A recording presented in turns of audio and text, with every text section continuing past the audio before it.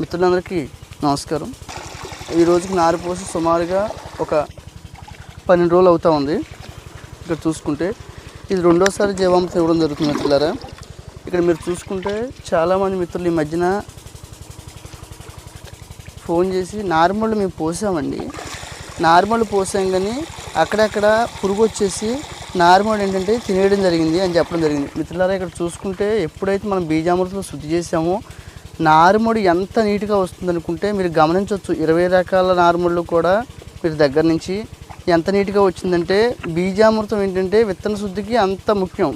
చాలామంది మిత్రులు ఇప్పుడు నారుమడి పోయిందండి ఇట్లా అంటే మిత్రులు మీరు గమనించండి, ప్రకృతి వ్యవసాయంలో ఒక్కొక్కటి అంటే ఫస్ట్ ఘనజీవామృతం, తర్వాత మనం విత్తనాన్ని నానబెట్టుకుని మొలక కట్టడం, తర్వాత బీజామృతం శుద్ధి చేయడం, ఒక్కొక్కటి కూడా ఆయన పద్ధతి ప్రకారం చేస్తే మిత్రులారా ఇందులో